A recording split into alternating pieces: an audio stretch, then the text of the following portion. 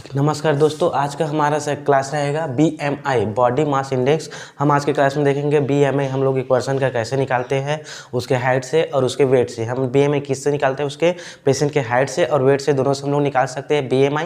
और ये हमारा मोस्ट इंपॉर्टेंट टॉपिक है कि इसका न्यूट्रिशन से रिलेटेड। ठीक, तो BMI निकालना सभी को आना चाहिए और इसे कॉम्पिटिटिव एग्जाम में भी क्वेश्चन पूछते हैं और आपके जो पेशेंट का क्या है मेडिसिन देने के लिए उस टाइम के लिए भी ये हेल्प करता है। ठीक, तो आज का हमारा क्लास रहेगा BMI मतलब बॉडी मास इंडेक्स। क्लियर हुआ क्या? BMI बॉडी मास इंडेक्स, इसका फुल फॉर्म है। ठीक, तो हमारे बॉडी और जो हमारे हेल्थ है उसी को हम लोग क्या निकालते हैं? BMI निकालते हैं। फिर उसी BMI से हम लोग कैटेगराइज करते हैं कि ये पेशेंट ओबेसिटी है, नॉर्मल है या अंडरवेट है। ठीक, उसको देखते हैं, या फिर माल न्यूट्रिशन है। इसी से हम लोग को पता लगाते हैं हमारे इसमें। ठीक, तो किसने दिया थी इसको? अकॉर्डिंग टू WHO ने। तो देखते हैं इसका definition. BMI is a measure use to classify an individuals weight related to height. हम लोग BMI क्या करते हैं? यूज़ करते हैं किसका? इंडिविजुअल क्लासीफाई करने के लिए एक पर्सन का हाइट और वेट दोनों का क्या है, उसका रिलेटिव कैसा है उसको देखने के लिए। तो हम लोग क्या है इसमें रिलेटिव किसका? Height and weight. तो इसमें हम लोग इसका एक फार्मूला रहता है जिससे हम लोग क्या निकालते हैं? BMI निकालते हैं। तो BMI का फार्मूला रहेगा क्या? वेट। तो हम लोग इसमें क्या बता रहे हैं? रिलेटिव बता रहे हैं, वेट इंटू हाइट। तो इसमें हम लोग लिखेंगे वेट। तो वेट को हम लोग किससे लेंगे? इसमें केजी में। ठीक, और उससे हम लोग किससे रिलेटिव कर रहे हैं? हाइट से। तो ये हमारा आ जाएगा हाइट। तो हाइट हमारा क्या रहेगा? मीटर स्क्वायर में रहेगा। क्लियर? इसको हम लोग सेंटीमीटर में नहीं देखना है, इंचेस में नहीं देखना है, किस में देखना है? मीटर स्क्वायर में देखना है। तो ठीक, तो ये हमारा है BMI का फार्मूला। क्लियर हुआ? BMI का फार्मूला। तो इसको हम लोग लिख सकते हैं, यहाँ पे हम लोग लगे क्या है? ये फार्मूला है। ठीक, ये हमारा क्या है? फार्मूला। क्लियर हुआ? तो इसका फार्मूला ये है। इसी फार्मूला को एग्जाम में भी पूछते हैं और कॉम्पिटिटिव एग्जाम में भी पूछते हैं। ठीक, तो इसमें हम लोग एक एग्जाम्पल ले लेते हैं कि हम लोग BMI कैसे निकालना है। ठीक, एग्जाम्पल के लिए अपने ले लेते हैं। ठीक, तो मेरा मान लो मेरा वेट कितना है? मान लो 70 kg। ठीक, मेरा वेट है, अपना ही बता देता हूँ, 70 kg मेरा वेट है और हाइट कितना है? 6 इंच है। ठीक, तो ये हमारा क्या है? हाइट मीटर में निकालना है, मीटर स्क्वायर में। तो हम लोग को पता है मेरा मान लो 6 मीटर है, तो उसमें मेरा आ जाएगा तो ना हमारा आ जाएगा, मेरा कितना है? मान लो 180 सेंटीमीटर। ऐसे हम लोग नापेंगे तो मेरा हाइट कितना है? 180 सेंटीमीटर है। तो इसको हम लोग को पहले क्या करना है? मीटर में इसमें वो करना पड़ेगा। ठीक, तो हम लोग इसको लेंगे 180 सेंटीमीटर मान लो मेरा हाइट है। अब इसको मुझे क्या है? मीटर में कन्वर्ट करना है, तो 100 से इसको को कर दूंगा। ठीक, तो ये हो जाएगा 0 तो ये हमारा आ जाएगा दोनों करके 1.8। ठीक है, ये चला जाएगा। तो ठीक, तो ये हमारा आ जाएगा 1.8 मीटर।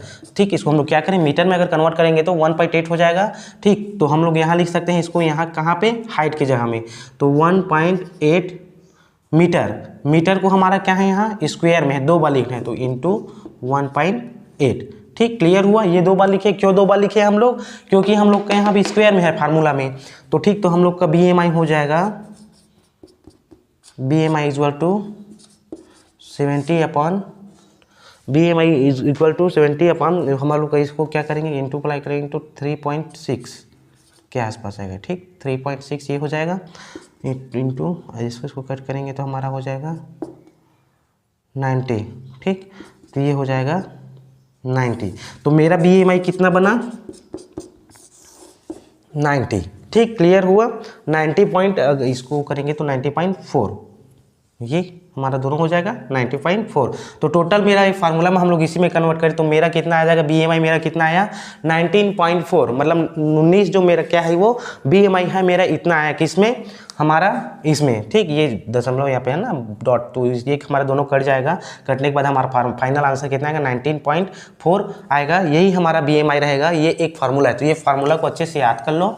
यही फार्मूला से हर एक पेशेंट का, हर एक बच्चे का, हर अपना खुद का अपना निकाल सकते हो अपना BMI। फिर इसी BMI जैसे इस 90.4 को किसी कोने में लिख लिए रहते हैं। ठीक, फिर इसी को हम लोग फाइंड फॉर, इसको मान लो यहाँ लिख लिए रहते हैं। फिर बाद में इसको हम लोग जो कैटेगरी डिवाइड करेंगे कि कैसे टाइप के हम लोग का BMI है, एक BMI चार्ट रहेगा और उसको कुछ किस किस कैटेगरी में बांटते हैं, अंडरवेट, ओबेसिटी या फिर माइल्ड मॉडरेट ओबेसिटी, ऐसे हम लोग उसको क्या करेंगे? डिनोट करेंगे। तो ये हमारा था BMI निकालने का फार्मूला। क्लियर हुआ? अब इसके बाद देखेंगे इसी कैटेगरी में किस किस कैटेगरी में ये BMI आते हैं। ठीक, तो फार्मूला को याद रखे रहिएगा, कैटेगरी में आ रहा है, काम आएगा। ठीक,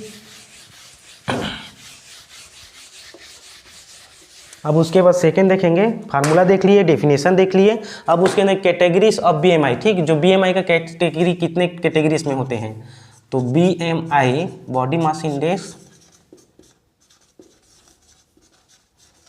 कैटेगरी, ठीक, इसको कितने कैटेगरी में बांट गए हैं, तो हम लोग इसको चार्ट बना लेते हैं, एक सीरियल नंबर डाल देते हैं, ठीक, और एक हमारा आ जाएगा बीएमआई हो जाएगा, कितना बीएमआई ले रहे हैं उसको, और एक हमारा कैटेगरी आ जाएगा, ठीक, कैटेगरी। क्लियर हुआ? तो इसको हम लोग एक चार्ट बना ही देते हैं, ठीक, सीरियल नंबर हो गया, बीएमआई हो गया और एक कैटेगरी हो गया। तो सबसे पहले हमारा सीरियल नंबर आएगा जिसमें हमारा कैटेगरी रहेगा कितना, बिलो 16। अगर 60 जो हम लोग ये बीएमआई निकाले थे उस टाइम हमारा 90.4 था, तो वही हमारा अगर आ जाएगा 60 से कम रहेगा, ठीक, 60.0 ले लेते हैं इसको, 60.0 से क्या रहेगा, कम रहेगा, तो ये हमारा कहेगा सीवियर अंडरवेट, ठीक, क्योंकि इस कंडीशन में तो पेशेंट का वेट क्या रहेगा, अंडरवेट रहेगा, ठीक, कम है, सीवियर अंडरवेट। क्लियर हुआ? ये हम लोग लिख सकते हैं किसमें, अगर बीएमआई पेशेंट का कितना आया, 16.0 आया तो, ठीक, ये था फर्स्ट बीएमआई और उसका कैटेगरी। एंड देन सेकेंड है हमारे पास 16 से लेके 18 आएगा, ठीक, अगर 16.0 से लेके 18.0 आएगा तो उसको हम लोग किस कैटेगरी में डालेंगे, हमारा ये हमारा कहलाएगा, देखो ये था हमारा सीवियर अंडरवेट और ये हमारा कहलाएगा अंडरवेट, ठीक, अंडर वेट, कौन सा वाला, 16 से लेके 18.0 तक आएगा वो वाला पेशेंट। एंड देन आएगा हमारे पास थर्ड क्या, 18th, तो 18th से हमारे पास कितना हो जाएगा, 18.5 से लेके, ठीक, 18.5 ये हमारा कहाँ तक था, 4 तक था ना, 18.5 से लेके 19 कितना है भाई, 29, हाँ 18.5 से लेके 24.9, ठीक, अगर इतना आया पेशेंट का बीएमआई कितना है, 18.5 से 24.9 आया उसका बीएमआई उसका, ठीक, कैलकुलेट करें हम लोग बॉडी हाइट और उसका केजी देखें तो है ना, वेट को, तो ये हमारा हो जाएगा नॉर्मल। अगर इतना हमारा पेशेंट का आ रहा है तो उसका बीएमआई कितना रहेगा, नॉर्मल रहेगा। तो इसके पहले हम लोग क्या देखे थे, 19.4, मतलब हमारा क्या है, बीएमआई कितना है, 18.5 से 24.9 के बीच में आया, तो मेरा कितना बीएमआई आया, 19.4 आया, मतलब ये नॉर्मल है, ठीक, नॉर्मल कंडीशन में है। एंड देन इसके बाद देखते हैं, इससे आगे फिर बढ़ेंगे, ठीक, तो फोर्थ हमारा सीरियल नंबर में आ जाएगा 25 से, अब 24 में ख़त्म हुआ तो ये स्टार्ट होगा 25.0 से स्टार्ट हो गए, कहाँ तक जाएगा, 29 तक जाएगा, ठीक, 24 था, अब इस पर जाएगा 29.0, ठीक, 29.9 है, ये 0 नहीं है, ठीक, तो ये हमारा कहलाएगा, क्या कहलाएगा, ओवरवेट। अब देखो अभी नॉर्मल है, अब नॉर्मल के बाद पेशेंट किस में जा रहा है, ओवरवेट में जा रहा है, तो ये कहलाएगा ओवर वेट। क्लियर हुआ? अब उसके बाद हमारा फोर्थ हुआ 25 से लेके 29.9 के बीच में अगर पेशेंट का बीएमआई आ रहा है, बॉडी मास इंडेक्स का आ रहा है, उस कंडीशन में वो ओवरवेट कहला रहा है, ठीक। अब 29 से खत्म हुआ तो यही हमारा कहाँ से स्टार्ट होगा, 30 से, ठीक। अब 30.0 से स्टार्ट होकर कहाँ तक जाएगा, 34.9 तक जा रहा है, तो हम लोग को इसका ओवर वेट तो ऑलरेडी, अब उसका वेट बढ़ रहा है पेशेंट का, तो ये क्या है, मॉडरेट ओबेसिटी, अब ये ओबेसिटी में चला गया, ठीक, किसमें, इसमें गया, तो हम लोग इसको लिख सकते हैं मॉडरेट ओबेसिटी। अब पेशेंट क्या है, अब ओबेसिटी में जा रहा है, ठीक, किसमें, 30.0 से 34.9 में, ठीक। क्लियर हुआ? अब उसे 34.9 में ख़त्म करे थे, अब यही हमारा कहाँ से स्टार्ट होगा, 35 से, 30.5.0 से 39.9 में अगर आ रहा है पेशेंट का बीएमआई, तो उस कंडीशन में कितना होगा, सीवियर ओबेस हो जाएगा। मॉडरेट हुआ, मॉडरेट बट सीवियर में जाएगा, तो सीवियर ओबेसिटी, ठीक। उसके बाद है सेवेंथ है हमारे पास, अगर यही 39.4 से 39.9 में गया था, अब ये हमारा क्या हो जाएगा, 40 से और बढ़ते जाएगा, ठीक, 40 से और बढ़ते जाएगा बीएमआई, तो उस कंडीशन को हम लोग बोलेंगे morbidity obese, severe, moderate, severe और एक हो जाता है मॉर्बिडिटी, ठीक, मॉर्बिडिटी। DT obesity. क्लियर हुआ? ये था हमारा BMI और इसको किस किस कैटेगरी में डिवाइड करे थे। क्लियर हुआ? ये है। तो इसमें इतने हम लोग देखें किसमें उसका कैटेगरी BMI निकालने के बाद डेफिनेशन क्लियर हुआ। डेफिनेशन के बाद फार्मूला देखें, फार्मूला से ही हम लोग का ये सब निकलता है क्या, इसका BMI बॉडी मास इंडेक्स। ठीक, बॉडी मास इंडेक्स, और यही बॉडी मास इंडेक्स हम लोग कैटेगरी में डाल के हम लोग पता लगा लेंगे कि पेशेंट हमारा सीवियर अंडरवेट है या अंडरवेट है या नॉर्मल है या ओबेसिटी है, मॉडरेट ओबेसिटी है या सीवियर ओबेसिटी है, या फिर लास्ट में हमारा क्या है, मॉर्बिडिटी में पेशेंट ओबेसिटी हो गए हैं। ये हम लोग इसी से पता लगाते हैं, किससे, BMI से, बॉडी मास इंडेक्स से। तो क्लियर हुआ? इसको स्क्रीनशॉट रख लो, ये काम आएगा। ठीक है, अब उसके बाद सेकेंड देखेंगे किस कारण से हम लोग को ये BMI होते हैं, ओबेसिटी कॉज करते हैं। ठीक, तो ये था हमारा इसका कैटेगरी। अब कैटेगरी के बाद देखेंगे किस किस कारण से पेशेंट ओबेसिटी में चले जाते हैं BMI में। ठीक, उसका BMI किस किस कंडीशन में बढ़ता है, ठीक, ओबेसिटी होता है। तो ये था हमारा BMI के बाद देखेंगे इसका कॉजेस ऑफ BMI। ठीक, किस किस कारण से पेशेंट को BMI होते हैं, बढ़ते हैं, उसके किस क्या क्या कारण है उसके। ठीक, तो इटियोलॉजी लिख सकते हैं, इटियोलॉजी ऑफ BMI या फिर ओबेसिटी। ठीक, ये किस किस कारण से, या फिर ओबेसिटी, इसी को लिख देते हैं ओबेसिटी। ठीक, तो सबसे पहले हमारे पास आ जाएगा इटियोलॉजी ऑफ कारण, किस कारण से ये BMI रेट बढ़ रहा है, पेशेंट का बॉडी मास इंडेक्स बढ़ रहा है। तो सबसे पहले देखेंगे लाइफ स्टाइल, है ना। सबसे पहले हमारे पास जाहिर सी बात है लाइफ स्टाइल आएगा। तो लाइफ स्टाइल, ठीक, लाइफ स्टाइल क्यों, वो अब न्यूट्रिएंट्स ज़्यादा हमारे फूड, उसका हैबिट क्या है, फूड हैबिट चेंजेस हो गया है।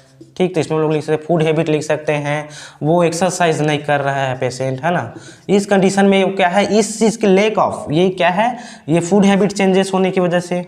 ठीक, ये सब की वजह से उसको क्या होगा, उसके लाइफ स्टाइल में चेंजेस हुआ, वो एक्सरसाइज नहीं कर पा रहा है, खाने को इधर उधर करके खा रहा है, कभी खा रहा है कभी नहीं खा रहा है, कभी ज़्यादा खा रहा है। इस कंडीशन में उसका क्या होगा, BMI इंक्रीज होगा, बढ़ेगा। ठीक, ये कंडीशन में ये हुआ फर्स्ट उसका लाइफ स्टाइल।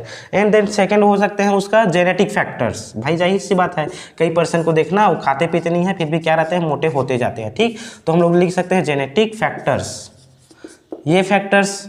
ठीक, BMI को कौन अफेक्ट कर रहा है, उसका पेशेंट का जेनेटिक फैक्टर। जेनेटिक फैक्टर कैसे, उसके दादा परदादा या फिर उसके पापा लोग क्या है, वो थे ओबेस है, तो ओबेस है, उस कंडीशन में क्या है, उसको नेक्स्ट वाले जनरेशन को भी उसको ओबेसिटी होने के चांसेस 100% रहेगा, जो जीन के थ्रू एक दूसरे में ट्रांसफर होता है। ठीक, क्लियर हुआ? तो ये था जेनेटिक फैक्टर। एंड देन देखेंगे थर्ड हमारे पास आ जाएगा मेडिकल कंडीशंस। ठीक, तो हम लोग लिख सकते हैं इसमें मेडिकल कंडीशंस। अब मेडिकल कंडीशंस में कैसे क्या आ रहा है, जैसे पेशेंट क्या है, कॉर्टिकॉइड्स वाले मेडिसिन ले रहे हैं, ठीक, स्टेरॉइड्स ले रहे हैं, तो इसमें हम लोग एग्जांपल में लिख सकते हैं स्टेरॉइड्स सीवियर, बहुत ज़्यादा अमाउंट में क्या ले रहे हैं, स्टेरॉइड्स मेडिसिन ले रहे हैं। ठीक, या फिर हाइपोथायरॉयडिज्म, देखो मेडिकल कंडीशन में आ जाएगा, मेडिकल डिसीज के कंडीशन में अगर पेशेंट क्या है, हाइपोथायरॉयडिज्म में क्या रहता है, थायरोडिज्म। ठीक, अगर पेशेंट क्या है, हाइपोथायरॉयडिज्म में है, उस कंडीशन में उसको मेडिकल कंडीशन होते हैं, और उस कंडीशन में उसका BMI रेट क्या हो जाते हैं, इंक्रीज हो जा रहते हैं, बढ़ जा रहते हैं। तो ठीक, तो ये था हमारा क्या, ये था यहाँ तक हम लोग का मेडिकल कंडीशन। और एक हमारे पास आता है साइकोलॉजिकल फैक्टर्स। ठीक, साइकोलॉजिकल फैक्टर्स भी आएंगे भैया। ठीक, साइकोलॉजिकल फैक्टर्स, इसको जल्दी जल्दी देखेंगे क्योंकि टाइम होते जा रहा है। ठीक, तो ये था साइकोलॉजिकल फैक्टर्स। तो साइकोलॉजिकल फैक्टर्स, क्योंकि पेशेंट क्या है, स्ट्रेस लेगा, ठीक, ज़्यादा स्ट्रेस लेगा, उस कंडीशन में उसको क्या है, BMI कम हो सकते हैं। ठीक, तो वो किस में जाएगा, अंडरवेट में जाएगा। ठीक, अगर किसी स्ट्रेस वजह से कई लोगों को क्या होता है, हार्मोन चेंजेस होते हैं और वो क्या करता है, ओबेसिटी कॉज कर सकता है। ठीक, तो ये था क्या था उसका साइकोलॉजिकल फैक्टर्स। उसको पेशेंट सोच सोच के उसको करेगा, अपना मोबिलिटी नहीं करेगा, उस कंडीशन में क्या उसका BMI चेंजेस होगा। तो ये क्या था, BMI बॉडी मास इंडेक्स के चेंजेस होने के कारण, किस किस कारण से ये चीज होते थे। ठीक, अब उसके देखेंगे हमारे हेल्थ को ये BMI के इफेक्ट होने से क्या क्या इफेक्ट पड़ता है, क्योंकि भाई हम लोग पर्सन है, इंसान है, तो हम लोग के हेल्थ को नॉर्मल होना भी चाहिए ना।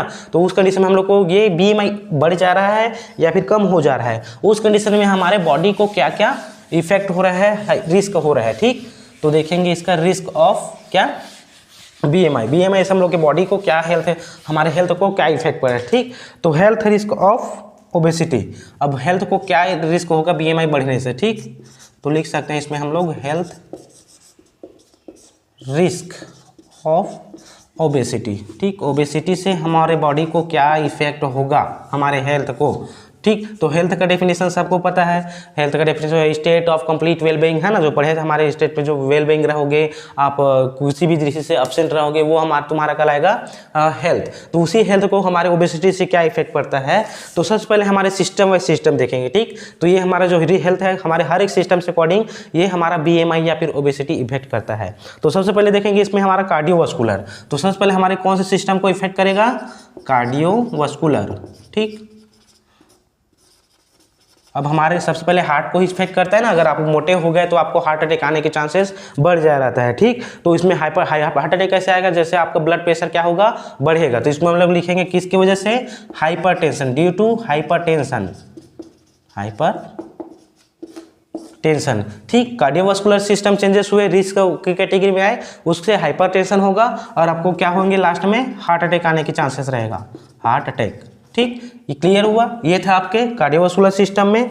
एंड देन सेकंड देखेंगे कार्डियोवास्कुलर सिस्टम का क्लियर हुआ, उससे क्या है, मेटाबॉलिक, आपके ब्लड से रिलेटेड डिसीज उसमें है, तो मेटाबॉलिक फैक्टर्स, क्योंकि इसको भी मेटाबॉलिक को भी इफेक्ट करेगा। तो मेटाबॉलिक को कैसे करेगा, आप डायबिटीज मेलाइटस में चले जाओगे, ठीक।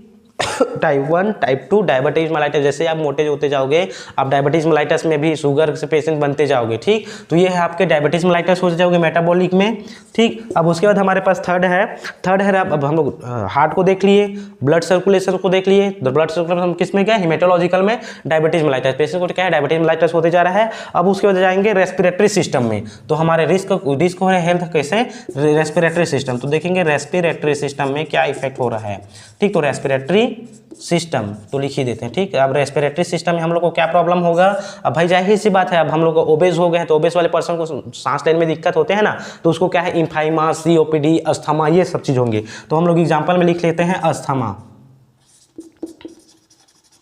अस्थमा या फिर COPD, ठीक। ये हो जाए क्रोनिक ऑब्स्ट्रक्टिव पल्मोनरी डिसीज, ये सब डिसीज होने के चांसेस हैं हमारे रेस्पिरेटरी सिस्टम में ड्यू टू ओबेसिटी, ठीक। ये हमारे इसके ओबेसिटी की वजह से सब चीज रिस्क फैक्टर्स में आ रहे हैं, क्लियर हुआ। अब उसके बाद देखेंगे फोर्थ हमारे पास रेस्पिरेटरी देख लिए। अब हमारे मस्कुलोस्केलेटल सिस्टम में भी क्या होगा, इफेक्ट पड़ेगा इसका, तो हम लोग लिखेंगे मस्कुलोस्केलेटल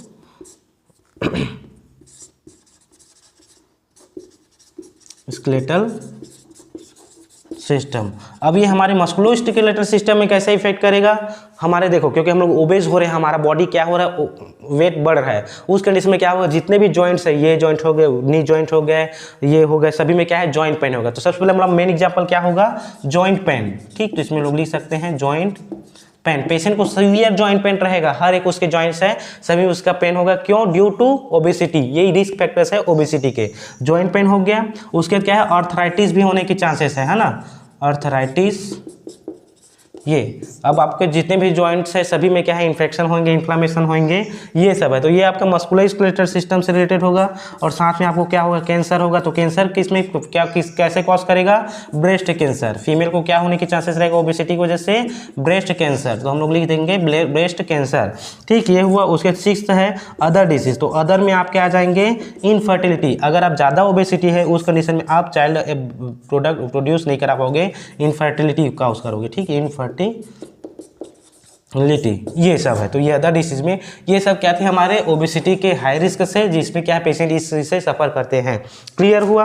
अब देखते हैं इसका, भाई हम लोग को अभी इतना में छोड़ना नहीं है ओबेसिटी पर्सन को, BMI रेट बढ़ गया तो उसको हम लोग को क्या करना है, नहीं छोड़ना इतना में। तो इसको हम लोग क्या करेंगे, मैनेजमेंट करेंगे। रिस्क देख लिए, एटियोलॉजी देख लिए, ठीक, फार्मूला देख लिए, कैटेगरी देख लिए, किस किस कैटेगरी में कैसे कैसे पेशेंट हम लोग BMI इंडेक्स उसको बांटते हैं, और उसका डेफिनेशन देख लिए अकॉर्डिंग टू WHO, ठीक। ये हाइट क्या है, according to WHO, World Health Organization दिया था, जिसमें क्या है, BMI is a measure used to classify an individuals weight relative to height, weight और हाइट उसका मेंटेन रहेगा, तब उसको बोलते हैं BMI की कैटेगरी में। और ये हमारा कहता है बॉडी मास इंडेक्स, ठीक। अब उसके देखेंगे इसका मैनेजमेंट। अब मैनेजमेंट कैसे करना है हमारे ओबेसिटी पर्सन को, या फिर BMI इंक्रीज हुआ है या फिर कम हुआ है उसका, ठीक। तो मैनेजमेंट क्लियर हुआ, ये चीज उसका रिस्क फैक्टर समझ है, सिस्टम के अकॉर्डिंग रिस्क फैक्टर्स आते जा रहे थे, डिसीज कॉज कर रहे थे पर्सन को।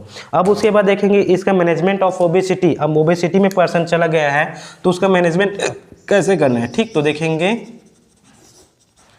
मैनेजमेंट ऑफ ओबेसिटी,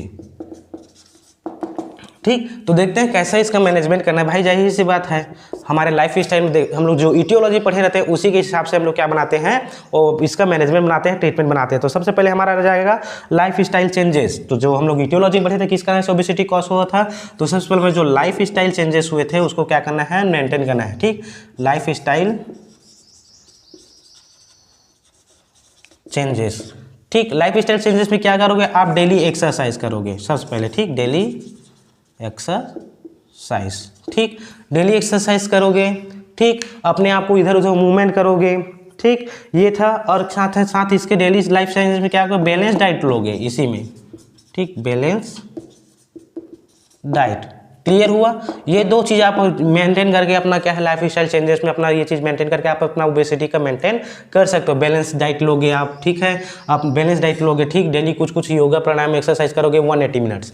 अगर 180 मिनट्स आप क्या कर सकते हो, अपना मोबिलिटी बनाए रखते हो, कुछ एक्सरसाइज करते रहते हो, इस कंडीशन में आपका क्या है, बॉडी BMI मेंटेन रहेगा और आप ओबेसिटी की कंडीशन में नहीं जाएंगे। ठीक, तो ये था, और ये हमारा फर्स्ट मैनेजमेंट था। एंड सेकेंड देखेंगे बिहेवियर थेरेपी। इसमें हम लोग बिहेवियर थेरेपी भी देख के हम लोग क्या कर सकते हैं, इसका मैनेजमेंट कर सकते हैं, बिहेवियर थेरेपी।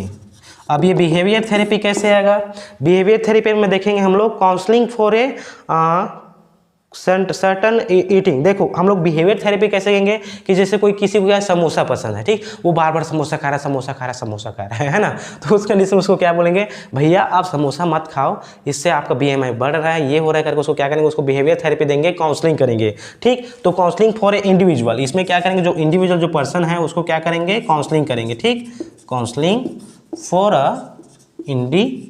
क्योंकि हम लोग को इंडिविजुअल से उसको BMI बढ़ता है ना, ठीक, तो इंडिविजुअल्स।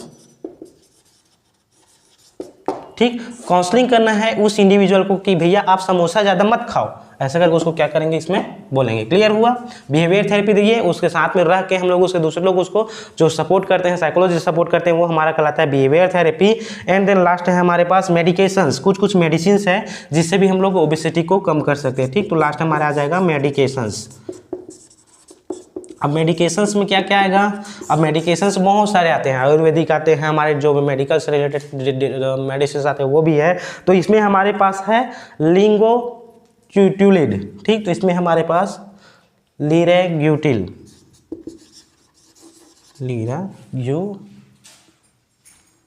ठीक, ये तो क्या, लीराग्यूटिल, ये मेडिसिन है, ये भी इफेक्ट करता है किसको, इसके मैनेजमेंट में काम आता है किसके, BMI, बॉडी मास इंडेक्स के जब पेशेंट का बड़ा रहता है तो। और लास्ट ऑप्शन आता है, अगर ये सब चीज़ पेशेंट का क्या है, ओबेसिटी ट्रीट नहीं होता, तो उस कंडीशन में लास्ट ऑप्शन आता है हमारे पास क्या, सर्जिकल ट्रीटमेंट। ठीक, तो सर्जरीज, तो इसमें हम लोग लिख सकते हैं सर्जिकल ऑप्शंस। ठीक, इसमें हमारे पास लास्ट आता है सर्जिकल ऑप्शंस। ठीक, सर्जिकल ऑप्शंस में कैसे आएगा, ठीक, सर्जिकल ऑप्शंस में कैसे आएगा, इसमें देखेंगे हम लोग पेशेंट का जो फैट बढ़े रहते हैं, ठीक, फैट को क्या करेंगे, इसमें रिमूव करते हैं सर्जरी के थ्रू। तो ये हमारे पास लास्ट ऑप्शन आता है किसका, मेडिकल मैनेजमेंट का। तो ये हुआ आज का क्लास। ठीक है, थैंक यू दोस्तों, जय हिंद, जय भारत।